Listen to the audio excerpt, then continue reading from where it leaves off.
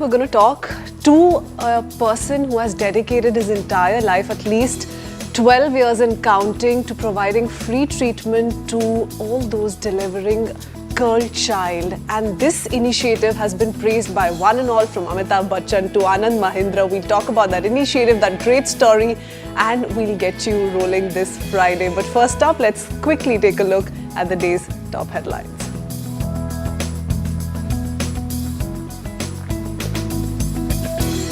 We'll first up touch upon the fasting trend, which is now under the scanner. A new study links fasting or intermittent fasting to heart risks. Experts have warned against unsupervised fasting, diet fad or danger for the heart. That conversation coming up in just a bit. And after that, the doctor who's already gone viral, the doctor who calls baby girls angels. It was one story that went viral of a person having a baby girl but not being able to afford the process, and this doctor stepping in, after that stepping in for others too. He's been praised by icons for his unique initiative, and we wanted to bring you his story on The Breakfast Club to inspire you through your weekend. And then we come up with the entertainment lowdown of the week from the Taylor Swift, Travis Kelce engagement announcement, Alia Bhatt slamming authorities for filming of her home, and much more. Woody Allen also faces backlash. All of that coming up in just a bit.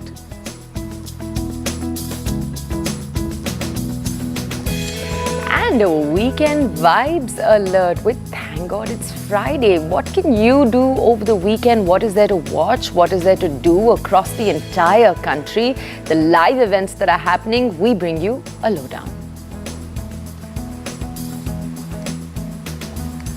Well, we all have heard about the craze behind intermittent fasting, haven't we? It's probably one of the most recommended dieting trends for Indian bodies. And now it is a tad bit under the scanner. For years, it's been promoted as a magic fix. Skip breakfast, eat in a short window, and watch the weight drop while your health improves. They normally talk about a 16:8 hour ratio, but now a major new study has sparked concerns. Researchers tracking thousands of adults in the United States say people who fast for long hours every day may actually face a higher risk of heart disease, strokes, even premature health. Now, this finding goes against popular belief around fasting. The belief, for example, that fasting protects the heart, this entire finding, this study raises this question: have we been following one more trend without looking at its hidden dangers? And is there a right way to go about it? Doctors warn that while fasting can help some people lose weight or even improve blood sugar, it may harm those with underlying health conditions. Of course, what you eat in that window may matter just as much as how long you fast. But we thought we'd bring you a how to do it right here on the show. And to help us take this conversation forward, break this entire story down and this trend, we're joined by India's top endocrinologist, Padma Bhushan, Dr. Ambrish Mittal. Very good morning, Dr. Mittal. Hope you're doing well. Going into the weekend, we couldn't have had a better start to the day, isn't it? Let's start with what's healthy, what's unhealthy, what we should follow, and this entire conversation around intermittent fasting. We'll talk about diabetic patients, so on and so forth, and you should come in on that. But what is your take on this latest study? Do you think you're in agreement to intermittent fasting not quite a good idea for your heart's health? I think it's premature to say that. This study is actually a part of a larger study. It wasn't that people were in a group that was directed towards intermittent fasting and a matched group was just not following intermittent fasting. Is just a data of cardiovascular mortality in people who have followed different dietary patterns. Now that can actually vary a lot. What do people mean by intermittent fasting there? So all this study shows is that people who are trying to sort of feed themselves for 8 to 10 hours a day, less than 8 to 10 hours a day, maybe had higher cardiovascular mortality. So there's not a study in that sense that you can bunk intermittent fasting based on this. However, it's an interesting study. and no data should be taken lightly. So there should be a flag there that it's not for everyone. That's for sure. And a very important part is, when we talk of intermittent fasting, we're talking of time restricted eating. Most people take that to believe that during that period of eating, you can eat whatever you like. And so that's one very important point, that what were people eating is exceedingly important. So it's not that you can have your, pizzas and hamburgers and samosas in those 8 hours and then expect that the body will metabolize everything very well, and just because you're on a 16-hour fast. So I think it's important to take this in its proper perspective. Yes, it does raise a flag and calls for further studies. At the moment, intermittent fasting is not recommended, but it's okay for people to practice. But you should check with your doctor who is a candidate and who is not a candidate for intermittent fasting. So, Doctor, one or two follow-up questions. If we just repeat for our viewers part of what you've said, which is that intermittent fasting is essentially when one is eating within, for example, an 8-hour window, fasting for the other 16, eating perhaps twice, 2 meals, for example, in that 8-hour window, sticking to healthy eating, that is intermittent fasting. Doctor, I want to ask you, break down for our audiences as if we're almost, in class 5, class 6, how and what happens to the body when the body is intermittent fasting? I read some studies, articles saying that essentially your body finally starts breaking down the fat. Is that actually what's happening? How would you explain it to our audience? So the principle of intermittent fasting, those who are the protagonists or promoters of intermittent fasting, it is said that, and that's especially been shown in animal studies, that when you have, for example, a prolonged fast, let's say in humans it's about more than 15 hours or so, then you do start breaking down fat. And that is the concept. Now, the clinical correlate, and there's also other stuff. There's stuff that there is cellular regeneration, there is healing, there is anti-aging effect of intermittent fasting. A lot of that has been shown in animals and in experiments.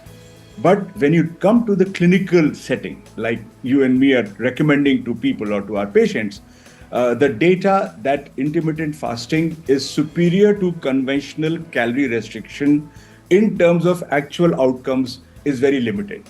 So if you count the number of calories and the constitution of a diet that a person consumes, whether he does it within 8 hours or whether he does it over 24 hours, it really has not been shown to have a major impact on anything, on your blood pressure, on your blood sugar, on your liver fat. So there is some benefit, yes. Initially, when people start intermittent fasting, they see immediate benefits because there is a drastic change in their lifestyle. But over a period of time, it all evens out. So sadly, or at least at the moment, the promise of intermittent fasting in preclinical studies has not translated solidly or clearly into the real world. So what is our strategy? Our strategy is that anyone who wants to follow intermittent fasting, if he or she fulfills the criteria, it's okay to follow. It may be convenient for some people to do that. But someone who doesn't want to follow intermittent fasting or is not a candidate for it, conventional calorie restriction also seems to work as well. At the moment, that is the evidence. Okay. Because there is so much rage about intermittent fasting, and you would completely agree to that, Dr. Mittal. For years now, we've been hearing that it has a great impact on your heart's health, on, for instance, insulin resistance, blood sugar levels, all of that is kept in check. So it's heavily been promoted. And now I want to talk a little bit about diabetic patients in particular, because it's a common question that's asked to you, I'm sure. But help our viewers understand, everyone viewing this broadcast, on how do diabetic patients in particular look at this? How should they, if at all, opt for intermittent fasting? What are the do's and don'ts there? So if you're a diabetic, if you have diabetes and if you want to or desire to follow intermittent fasting, there are some sort of caveats there. Certainly, it's not for people with type 1 diabetes because they are insulin dependent. It's also not recommended for those who are on insulin or on drugs like sulfonylureas, drugs that can produce a low sugar. Drugs. So if you have a long gap, you may get a low sugar, a dip, and all that thing may happen. So you need to be careful about which stage of diabetes and what medication are you on. If you're in the pre-diabetic zone, trying to prevent diabetes and you want to practice intermittent fasting, it's all right. If you're an early diabetic or if you're on medication that does not cause a low blood sugar and you really want to try it, there is no other contraindication, yes, you can try it. So, as I said, the medical stand on this is fairly neutral. If people are comfortable with intermittent fasting, they can go ahead, but not in the belief that they're doing something really fantastic to their bodies. If it suits them, it's all right. They can go ahead. If not, please stick to conventional calorie restriction. Remember, the couple of points here is also important. I mentioned about what you eat, right? It's equally important. What time are you fasting? So one issue I've seen in younger, busy professionals is that they miss breakfast and they stuff in all their food from, say, 2 p.m. to 10 p.m. or something. So classically, when you eat is also important. You should have, if you're really going to practice it, have a heavy breakfast and finish your eating by 4 p.m. or whatever time, 8 hours is complete, and then have a gap at night. I mean, that is something that has been recommended in the scriptures, that has been recommended by Buddha and Mahavir and so many others, that you don't eat at night. So if you can practice that form of intermittent fasting, maybe you get better results. This recent formula of people not having breakfast, being busy and having lunch as their first meal and then stuffing themselves till dinner and then stopping is not the best way to practice it. Dr. Mittal, I want to ask you two questions now that are sort of interlinked. You talked already about practices in different religions. You talked about Buddhism, and that brings us to our next question. Fasting is something most Indians who are watching already know about. Some fast on Tuesdays, some fast on Fridays, but fasting is a concept and in different ways, right? So some will say eat just vegetables and fruits. Some will say nothing, only water. So I want to ask you, doctor, is there a form of fasting that you, the people around you practice that you actually encourage? Maybe once a week, for example, because that's quite a common one. And is there a warning you give women? Because a lot of these studies, the criticism is that they don't properly study women. So what are your thoughts there? So I think the type of fasting is really not that well studied. But it is true that I have seen people who are fasting, but they have carbs all day. And many in my extended family do that they fast all day, but it's a fast, but they're having carbohydrates all day. Certainly, that cannot be beneficial for the health of an individual.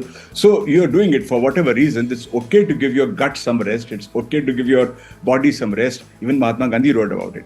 But the fact is that what is the direct health benefit in terms of, if you're looking at the intermittent fasting concept of benefit, where you are saying that your cellular healing might improve or your fat breakdown will start, I think that's only possible if you have 0 calorie in the fasting period. Dr. Mittal, once again, very linked to what you've already established. I also want you to come in a little bit on what then is the direct impact of any form of fasting. You've defined for us what fasting should look like and how, when you're not fasting, your diet should be restricted to a healthy one. That's the only way this is going to help your internal system, your body organs. But what is that kind of impact in particular that we see on each of these organs if, let's say, somebody is resorting to or opting for a healthy fasting option, is going by the rules you've broadly established for us, don't skip your breakfast, but do ensure that you're incorporating all the healthy means. What's the direct impact on some of these key organs?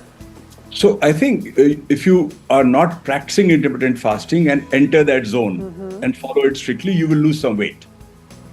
Definitely. Your liver fat will go down. Probably your lipids will improve, although some studies have shown to the contrary. But if you're following it ideally, as you just said, then your liver, your lipids, your cholesterol levels, etc., will also improve. So ideally, it should result in long-term metabolic health benefits. So I see no problem in people following it if they want to follow it the right way, if they are comfortable with it. But don't kill yourself trying to follow intermittent fasting because it's a fad and because it's the only way people can live longer. That's not correct. If you follow a conventional calorie restriction, most of the benefits that you are seeing, you will see, with conventional restriction also. Okay, Dr. Mittal, I hope it's fair to summarize part of what you've said today by saying that you're batting very heavily for just following a conventional calorie restriction then, because that seems like the safer route. Thank you for joining us this morning. Is that a fair way to summarize what you've said? No, Actually, please add a no, point. Please. I'm Yeah. certainly not against intermittent fasting. So those who are following it should not get discouraged. Only thing is they should check with their doctor if they're the correct candidates and follow it in the right way. If it's helping people, I'm quite happy to let people do that. Thank you, Dr. Mittal, for adding a little nuance over there, a little asterisk to your point. You're not against it. Let's go over to our next guest. But thank you so much for joining us here on the show. Let's go over to nutritionist Kavita Devgan and understand how she looks at it. Kavita, good morning. Thank you for joining us here on the Breakfast Club. Kavita, we were just posing this question to endocrinologist Dr. Mittal. We were asking him, finally, pro or con intermittent fasting? And let me just start by asking you that question, almost getting to the root of it. Client comes up to you, tells you they're intermittent fasting. Is it a strict no, or do you look into their case, understand it more, and then say something? No, it's not a strict no. Definitely, it's a tool. But that's the key word. It's just a tool to be used. It's not a blanket yes to everybody. As Dr. Mittal mentioned, and in fact, I would like to reassert that here. I hope everyone listening today has had their breakfast and are at least planning to have their breakfast. Because that is where almost everyone goes wrong. I'll be very honest with you. See, intermittent fasting is nothing new. It's an ancient practice. It's just being given a new faddish tone and been made into something marketing. All ancient civilizations have followed fasting. We know that, right? It's not just India. Everyone has been following fasting in some form or the other. But the fact is, the moment we stopped using it as a tool for health regeneration and moved it towards a weight loss tool, that is where things started going wrong. Because when you look at it in totality, it's a way to actually add health to your body. Because when you do it right, it's amazing. As Dr. Mittal also mentioned, it can help cut down your inflammation. It can keep your insulin resistance in check. It can actually improve your blood parameters, lipid parameters, and there's also a protective effect on the brain. But when you forget all this and you only look at it as a weight loss tool, and that is unfortunately what is happening worldwide. It is considered as another keto, which it is not. It is a way of life. So when you practice it as a way of life, include it in your lifestyle in a way that fits your body type, your health status, your internal climate, then it can do wonders. Under supervision again. But at the same time, if you start using it as a tool just to quickly lose weight because you have a party coming, or worse, because everyone else around you is doing it, that is where you actually harm your body. And that is where studies like these probably come in. And as Dr. Mittal clearly mentioned, it's not a study just on intermittent fasting, so we cannot debunk a ritual which is so ancient and which has helped civilizations across decades, across maybe centuries. Kavita, what about nutrition? Tell us a little bit about that. Are there people who come to you and have wanted to opt for intermittent fasting, only hoping that that 8-hour window gives them a chance to eat whatever they want very comfortably and conveniently? Because Dr. Mittal did say in as many words that this doesn't mean that you can opt for junk food and eat what you want in that 8-hour window. 100%. See, intermittent fasting comes much later. First, I would advise everyone to start cleaning up their diet. It's not just about calories alone as well. First, you need to clean up your diet. You need to give up processed food. You need to cut down on sugar. You need to include good foods in your diet. And then maybe look at wanting to do intermittent fasting. Only then it's going to work. If you haven't done the first step and you go headlong into intermittent fasting and keep eating what you've already been eating, it's not going to help you at all. You could be eating just one meal a day. It won't help you. Forget 8 hours window. There are people doing that warrior diet, which is possibly the worst thing you can do to your body, where it's just one big meal that people do. You know, intermittent, that's what I'm saying. Intermittent fasting has been hijacked and it's been twisted to use as a marketing tool for, sensationalism or, trying to give quick fixes. So if Yeah, you because take- for some reason people think and are under the impression that calorie count is really not a concept if you're intermittent fasting, which is quite bizarre and unfortunate if you were to go by the science and if you were to go by the doctor's advice. No, it's not just about the calorie count. That's what I'm trying to say. It's also about your calorie quality. Yeah. What are you eating matters a lot. You could be eating just 500 calories a day, but it could be just one hamburger, It's not going to help you. It might help you for a week, it might help you for a month, but it will harm you so bad. The point is, you have to go beyond just calorie count. You have to look at your calorie quality, because most of the times I have so many people coming to me who've been trying out these fad diets, and here I'm including the intermittent fasting that people are doing today as a fad. It's not really the right way to do it. And they come to me with amazing list of deficiencies. Their gut is completely messed up. So instead of trying to achieve, in an attempt to achieve weight loss, what they've done is they've completely messed up their body. And then intermittent fasting in this case has harmed them rather than helped. So deficiency diseases are a big, big red flag. When you're not you're already restricting yourself. You're eating in a certain window, so it's weighing on your mind, right? You have to eat between this hour to this hour. So you eat whatever is available. And let's really understand it's a strict way of eating. It doesn't usually fit into lifestyles of most people. It can make them very moody. It can lead to brain fog. It can lead to overstuffing of the body. So instead of trying to help your gut by giving it that non-eating window, what you're doing is you're probably harming your gut more, because you're just stuffing to the food. You've not worked on your mind. You've not cleaned up on your diet. All you're doing is eating.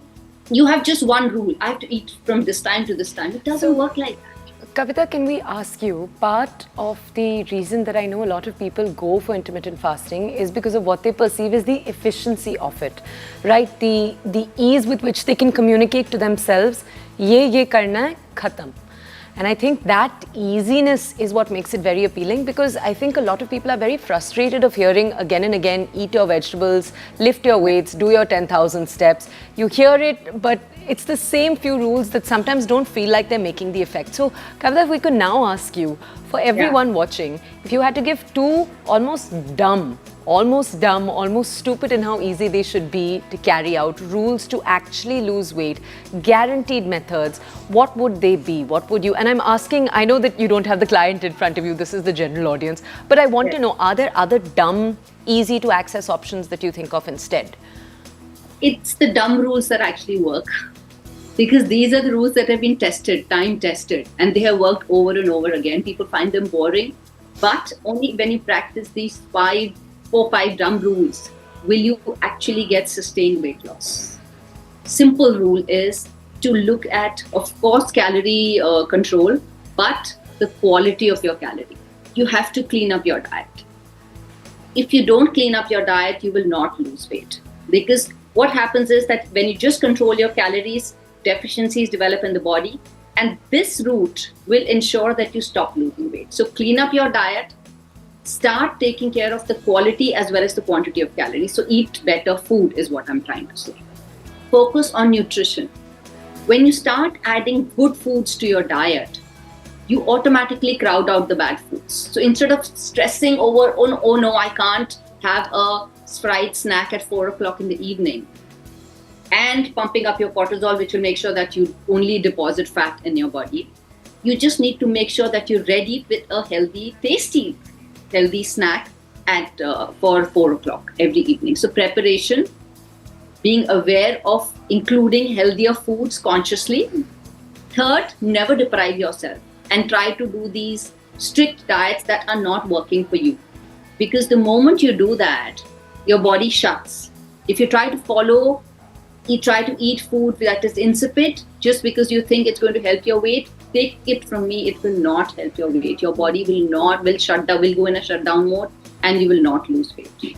So these are the 3 things that if you do consistently over a period of time. And another very important thing, Stay in a balancing out mode always.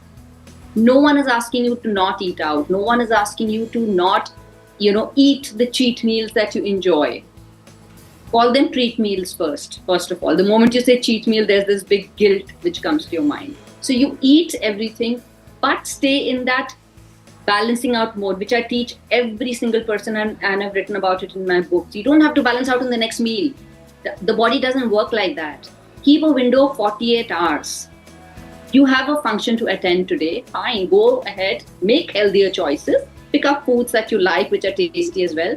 But you've gone overboard. Balance it out within 48 hours. And there are two ways to balance out. Exercise a little more, do a little extra calorie control, and maybe do that intermittent fasting for the next 2 days. So use it as a tool, is what I'm trying to say. So if we're to use it as a tool, and for everyone watching who's either intermittent fasting or looking at going that way, Kavita, quickly, we have the last 1 minute. Tell us, in that 8-hour window, for instance, whoever's going to be eating for that 8 hours, typically it involves 2 wholesome meals and a little bit of snacking. What should those meals and snacks look like in order to ensure that you don't go nutrient deficient? 100%. So, first of all, what Bittal said, please follow the circadian rhythm. Begin eating in the morning and stop eating before sunset. If you want to do intermittent fasting, no other way of intermittent fasting is going to work. 2 to 8, 9 o'clock or 12 o'clock is the worst form of intermittent fasting, or eating for that matter. So in that window, I would much rather you start about 8 o'clock or 9 o'clock and then do like 8 hours, 10 hours, 12 hours. Ideal is 12 hours. If you can do consistently 12 hours, that's one point I want to say. All your life, you do not need the 16-8 hours. Just do the simple 12-hour window. Eat in the 12 hours and don't eat in the 12 hours, but do it consistently. And when you need to eat, you must make sure that both your meals, the main meals, have carbs as well as good fat as well as protein. And there should be an additional meal of a lot of fiber.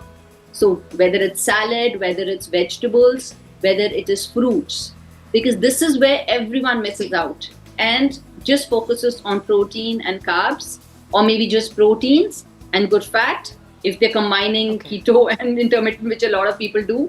And within a few months, your gut is going to pack up. So do not do that. Proper 2 meals and 1 big meal of salads or like vegetables, whatever, or fruits, whatever works.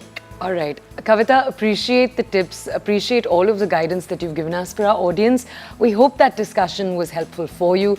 We also want to advise once again, do this if your doctor suggests it. Do it after sitting down with both an endocrinologist and a nutritionist so that they can both help you understand what's right for your body. True. Thank you. Thank you. Okay, let's move on.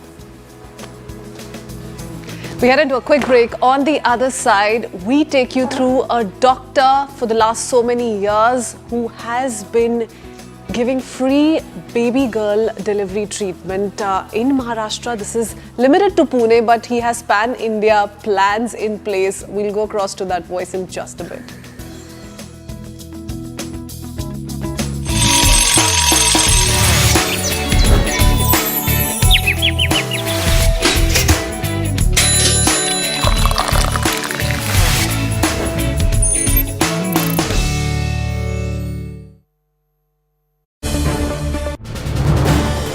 This is News 18 Network.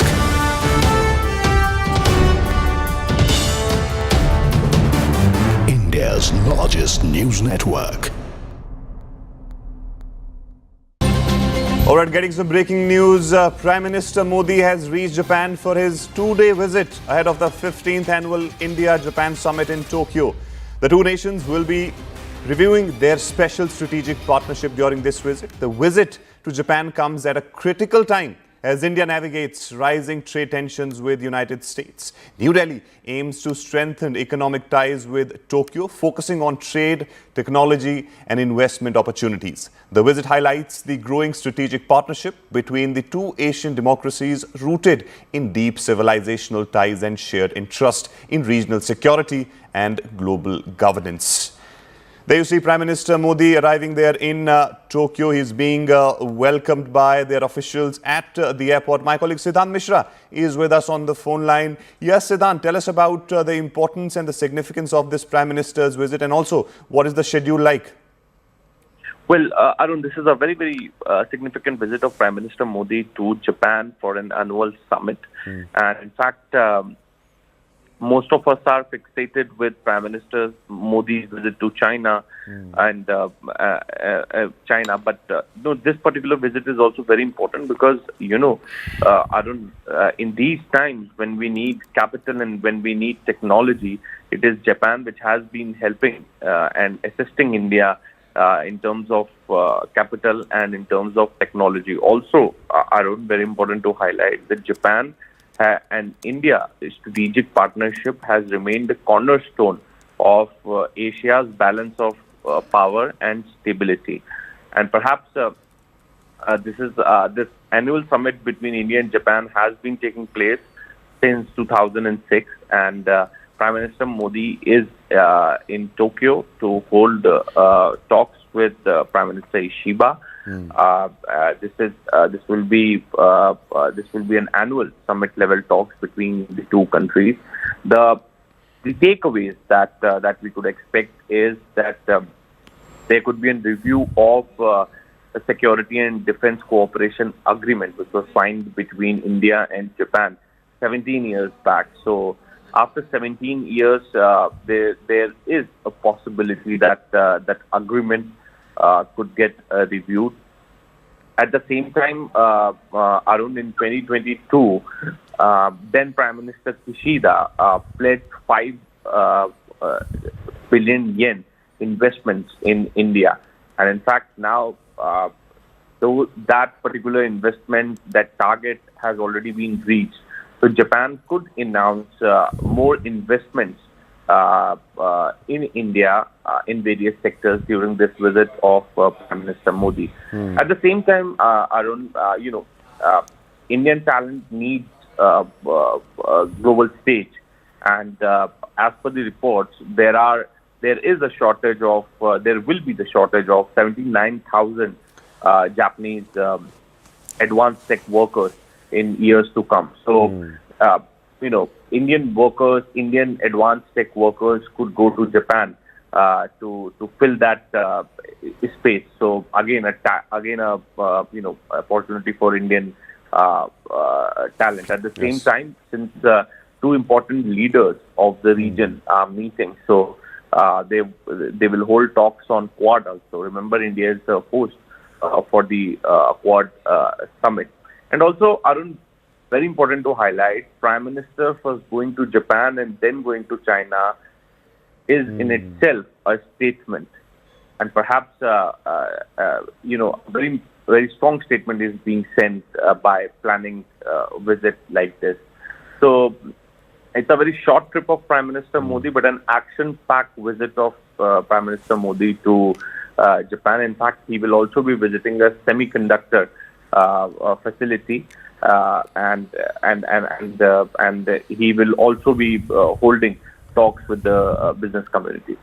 And Siddhant, Japan's top trade people were expected to visit United States for that trade deal with them. That has also been cancelled. Anything that you're picking up on that front? What happened there? Because this is happening in the backdrop of Prime Minister.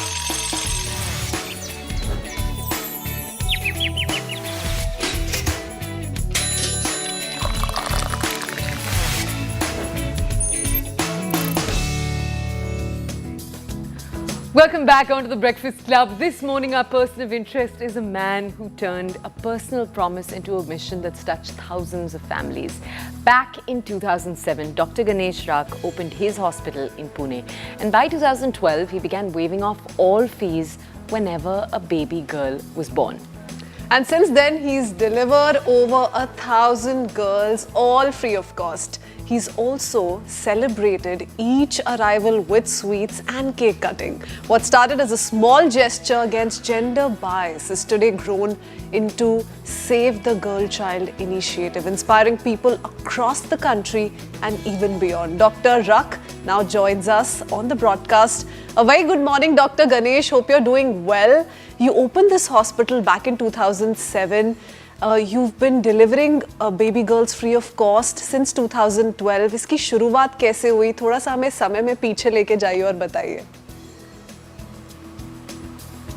ये सब हम hospital में हमारे जो देख रहे थे कि लोगों का बिहेवियर, कि जो 15-20 साल पहले हमारे हॉस्पिटल में जो कोई प्रेग्नेंट वुमेन आती थी चेकअप के लिए, तब रिश्तेदारों की सोच ये की रहती थी कि वो लड़का होने वाला है, लड़की हो सकती है, उसके बारे में वो कभी सोच भी नहीं सकते थे.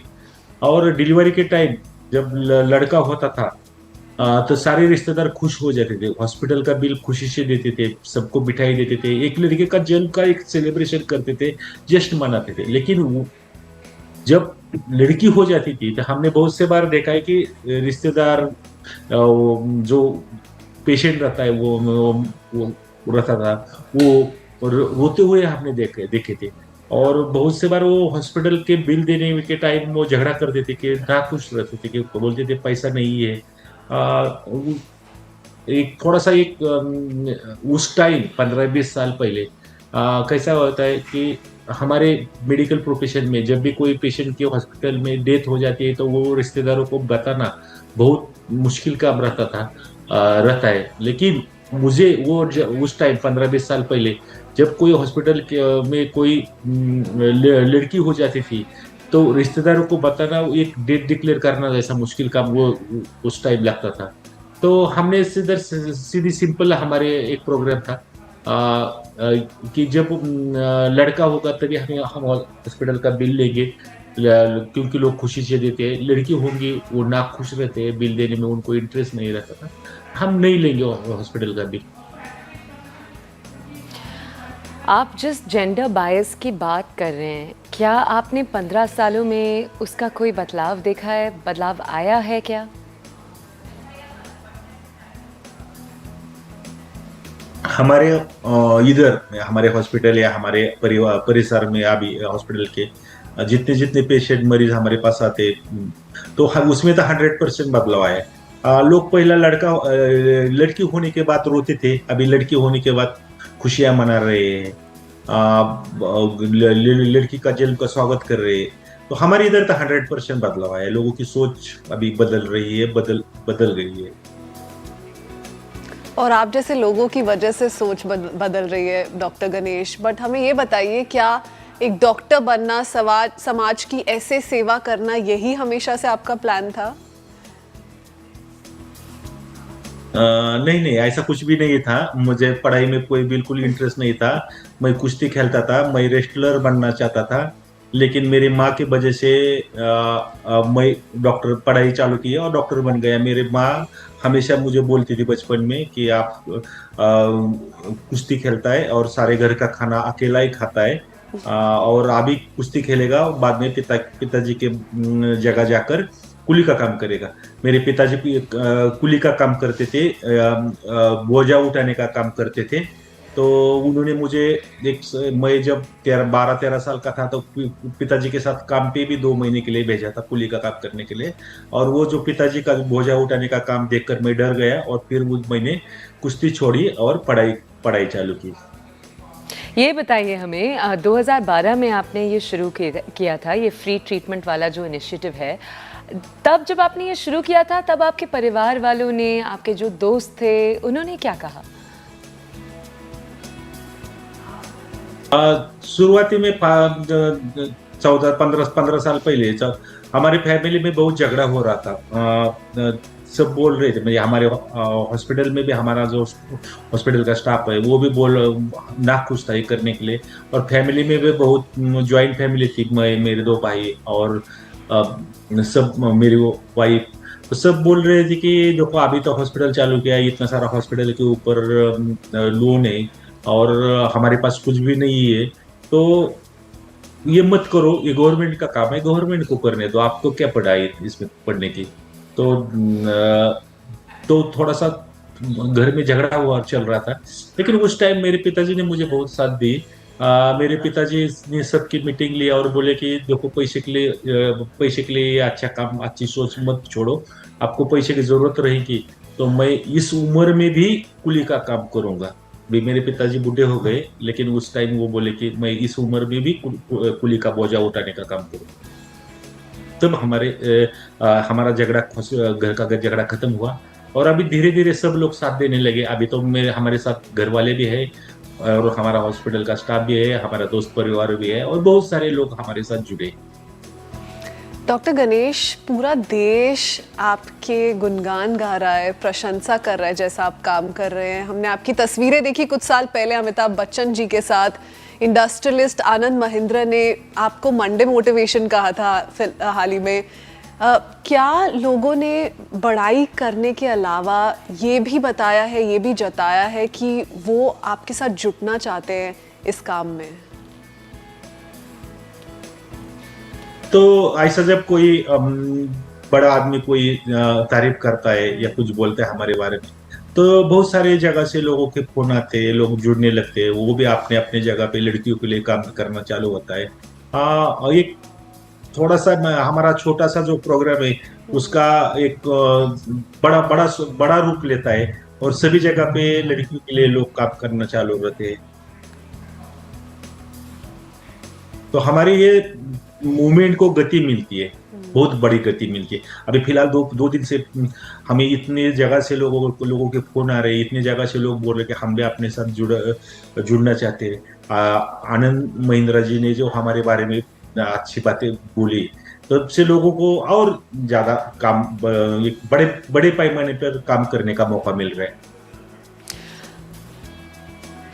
डॉक्टर, आप फ्री ट्रीटमेंट तो देते ही हैं, बट आप ऑल्सो जब भी जन्म होता है आप केक भी बांटते हैं, आप मिठाइयाँ भी बांटते हैं। आपने ये देखा है कि ये सब करने से लोगों के दिल में खुशी और बढ़ जाती है कि उनके घर में एक बेटी आई है?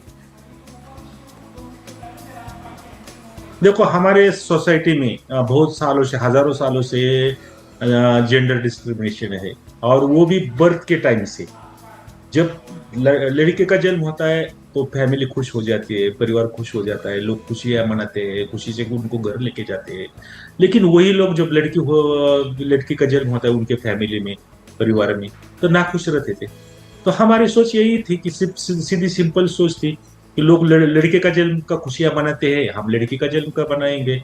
लोग लड़का होने के बाद सबको मिठाई देती है, खुशियां मनाते हैं, तो हम लड़की होने के बाद केक कटवाएंगे, लाइटिंग जलाएंगे, कैंडल लाइटिंग करेंगे, और सबको मिठाई देंगे, फूलों को बरसात करेंगे। हमारे जब भी हमारे हॉस्पिटल में लड़की हो जाती है तो हम जितने लोग हमारे पेशेंट एडमिट रहते हैं सबको मिठाई देते हैं। सर, हॉस्पिटल के बाहर खड़ा रहकर रोड से जितने भी लोग जाते हैं उनको भी बहुत लोगों को हम मिठाई देते हैं कि बोलते हैं कि हमारे हॉस्पिटल में लड़की हुई है। तो बदलाव तो देखो, ये जो बीमारी है वो सोसाइटी की बीमारी है, और ये माइंड की बीमारी है। कि जेंडर डिस्क्रिमिनेशन ये साइकोलॉजिकल बीमारी है कि जो बचपन से लोग करते हैं। जब इसे हमें दूर करने के लिए तो कुछ ना कुछ अलग से इलाज करना पड़ रहा है ना। आपने जेंडर बायस को एक सोसाइटी की बीमारी का, डॉक्टर गणेश, क्या ये बीमारी किसी एक सेक्शन तक लिमिटेड है, सीमित है, या आपने देखा है हर तरह के लोग आके ऐसे ही दुख दिखाते हैं जब लड़की पैदा होती है उनके घर में? देखो, ये बीमारी जो है जेंडर डिस्क्रिमिनेशन, वो तो सभी स्तरों में है। ऐसा नहीं कि गरीब लोगों को लड़की नहीं चाहिए और लड़का चाहिए और मिडिल क्लास को लड़की चाहिए, ऐसा नहीं है। जो पढ़े लिखे लोग है, जो मिडिल क्लास है, उनको तो लड़का चाहिए कौन सी भी हालत में। तो ये बीमारी पूरे भारतवर्ष में है, सभी को लड़की नहीं चाहिए, लड़का चाहिए। लेकिन अभी हम सब मिलकर काम करेंगे अलग अलग तरीके से, तो बदलाव तो 100% आएगा। डॉक्टर, अगर हम आपसे आगे के बारे में पूछें, जो एक अगली बड़ी चीज़ है जिसके लिए आप सोच रहे हैं, आप प्लान करेंगे, क्या होगा वो चीज़? हमारा हॉस्पिटल छोटा सा है, अस्पताल छोटा है। हमारा थोड़ा सा एक सपना है कि हम एक बड़ा सुपर स्पेशलिटी हॉस्पिटल चालू करेंगे, और वो लड़कियों और वो महिलाओं के लिए, गर्ल्स एंड वुमेन्स के लिए टोटली फ्री रहेगा, और उनको वर्ल्ड क्लास ट्रीटमेंट मिलेंगे, अच्छी ट्रीटमेंट मिलेगी। ऐसा एक छोटा सा नहीं, मुझे बड़ा सपना है, मेरे लिए बहुत बड़ा सपना है। मालूम नहीं पूरा हो जाएगा कि नहीं है। मेरे अकेले की तो कैपेसिटी नहीं है कि बड़ा सुपर स्पेशलिटी हॉस्पिटल बनाना, लेकिन देखते हैं कैसा होता है। लोग सबके साथ मिली तो वो भी हो जाएगा। आप अपने हॉस्पिटल को छोटा कह रहे हैं, पर आपने इतना बड़ा इनिशिएटिव वहां से शुरू किया। Thank you so much doctor Ganesh for the wonderful work you have been doing, and thank you for inspiring all of us today. Okay, with that, we shift our focus to a little bit of entertainment. It's been a big week for celebrity circle. Taylor Swift, Travis Kelce are tying the knot. Their engagement visuals have been going viral. Alia Bhatt is also fighting for her home's privacy, and Wooden Allen is in hot water for attending a Moscow film festival. Plus, Govinda's marriage and all of the questions around it, the discussion around it. Little Nas, we bring you this lowdown. Take a look. Titas brings you everything. Hello there. Let's take a quick look at the week that was. Taylor Swift was engaged to Travis Kelce after nearly 2 years of dating. Taking to Instagram, the lovebirds jointly posted a series of dreamy pictures and wrote, "Your English teacher and your gym teacher are getting married." One among these gave a close look at Taylor's diamond ring, a Rs 4.8 crore 8-carat rock, a historic cut dating from the early 18th to the late 19th century, which instantly became the talk of social media. Taylor and Travis, the Kansas City Chiefs tight end, first sparked dating rumors in 2023 when he attended her Eras Tour concert at Arrowhead Stadium. Alia Bhatt has strongly condemned the unauthorized filming and circulation of videos of her and Ranbir Kapoor's newly constructed Rs 250 crore Mumbai home. She called it a clear invasion of privacy and a serious security issue. Filming or photographing someone's personal space without permission is not content, it's a violation. It should never be normalized, she wrote on social media. In fact, earlier this year, in a closed-door event with the press, she requested the paparazzi to not click daughter Raha Kapoor, a decision made to ensure their privacy and daughter's safety. Grammy-winning artist Lil Nas X finally broke his silence on his arrest in Los Angeles. He assured fans that he is safe while also acknowledging that the ordeal was terrifying.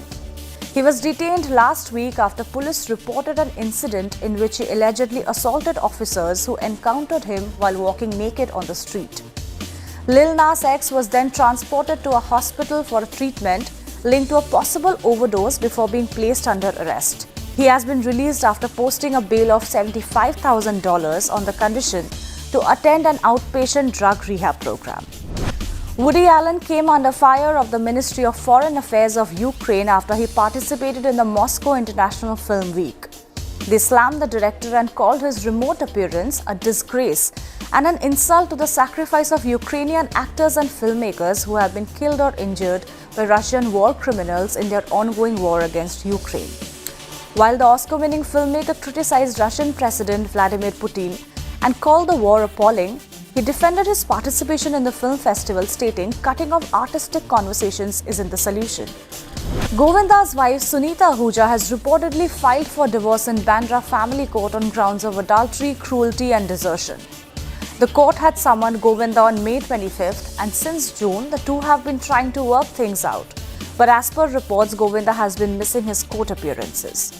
In a recent vlog, Sunita emotionally addressed the divorce reports and said whoever tries to break her home will face the wrath of God. In February this year, the lawyer had stated that even though the couple had filed for divorce 6 months back, they are now going strong. That's all for this week. I'll be back soon. And now we kickstart the weekend by telling you what there is to do in it. Next, we have Thank God It's Friday. What makes your weekend unforgettable? From blockbuster movies like Param Sundari and the OTT shows trending this week, live performances that will leave you in splits, Kaveri Gupta has got you covered with Thank God It's Friday. Take a look.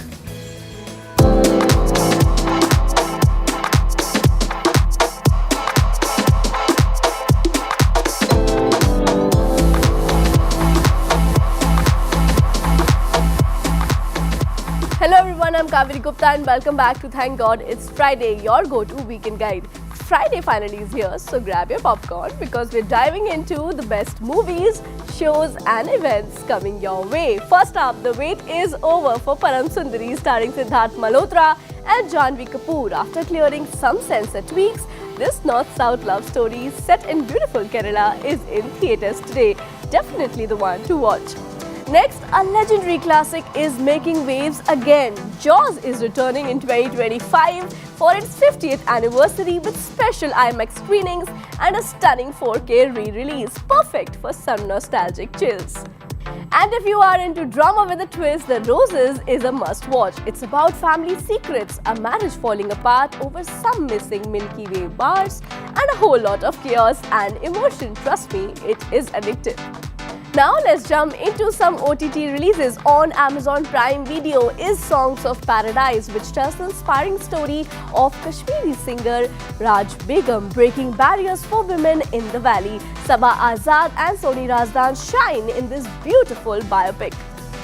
Over on Netflix is Metro in Dino. It is a musical romantic drama and a spiritual sequel to Life in a Metro. It explores the tangled lives and loves of four couples navigating the fast-paced urban jungle, starring Sara Ali Khan, Aditya Roy Kapoor and a stellar ensemble cast.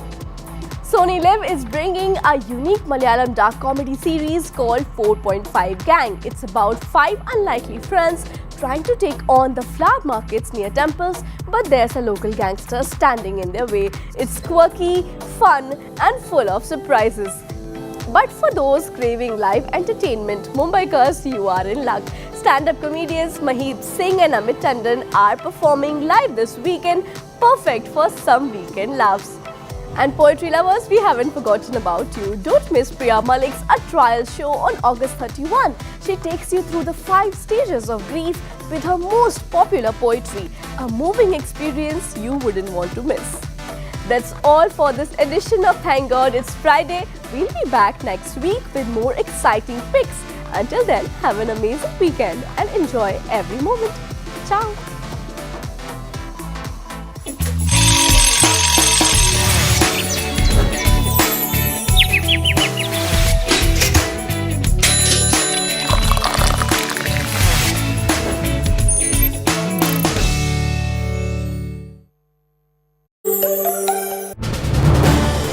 This is News 18 Network.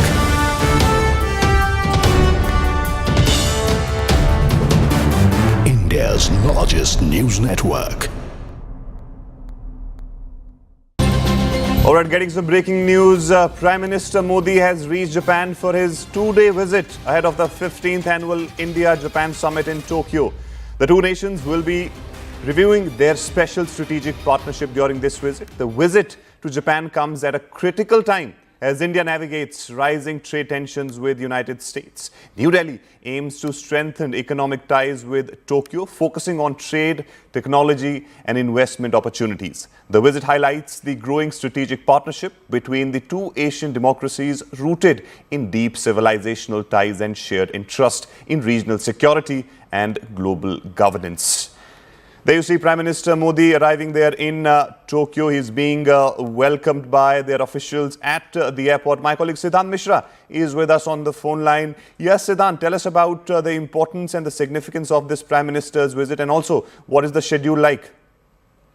Well, Arun, this is a very, very significant visit of Prime Minister Modi to Japan for an annual summit. And in fact, most of us are fixated with Prime Minister Modi's visit to China and China. But no, this particular visit is also very important because, Arun, in these times when we need capital and when we need technology, it is Japan which has been helping and assisting India in terms of capital and in terms of technology. Also, Arun, very important to highlight that Japan and India strategic partnership has remained the cornerstone of Asia's balance of power and stability. And perhaps this annual summit between India and Japan has been taking place since 2006, and Prime Minister Modi is in Tokyo to hold talks with Prime Minister Ishiba. This will be an annual summit level talks between the two countries. The takeaways that we could expect is that there could be a review of a security and defense cooperation agreement which was signed between India and Japan 17 years back. So after 17 years, there is a possibility that that agreement could get reviewed. At the same time, Arun, in 2022, then Prime Minister Kishida pledged 5 billion yen investments in India. And in fact, now that particular investment, that target has already been reached. So Japan could announce more investments in India in various sectors during this visit of Prime Minister Modi. At the same time, Arun, Indian talent needs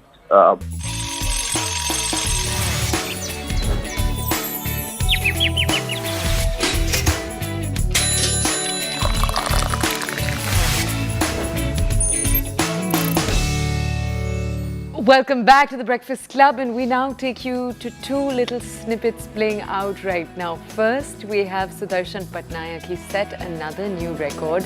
Remember, this is the sand artist who we've also had here on the Breakfast Club. This record is in the World Records Book of India, and they've recognized his work of creating 50 unique sand sculptures of Lord Ganesh across the globe in countries such as Germany, Italy, Russia, Japan, Canada, UK, Scotland. Remember, he came on the show and spoke about just how much he likes creating Lord Ganeshas, how happy it makes people. And let's now talk about Prime Minister Narendra Modi's historic visit to Japan. People from the Japanese community were seen welcoming him just a short while ago by reciting the Gayatri Mantra and other mantras as well. We leave you with these visuals. Thanks for watching. Bye-bye.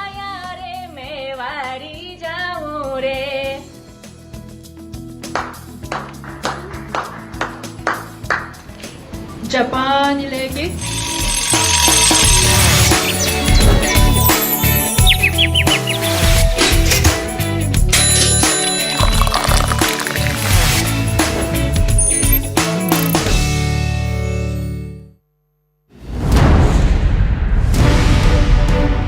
Three powerful leaders, one agenda: countering American hegemony and recalibrating global order. As Prime Minister Modi heads to China for the first time in 7 years, all eyes in the world turn to Tianjin. CNN gets you an inside view with the most insightful voices and the most influential views. Watch Network 18's mega coverage on CNN News 18. The summit of the year from Tianjin, China.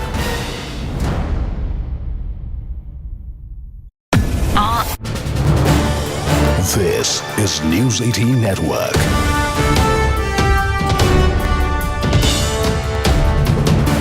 India's largest news network.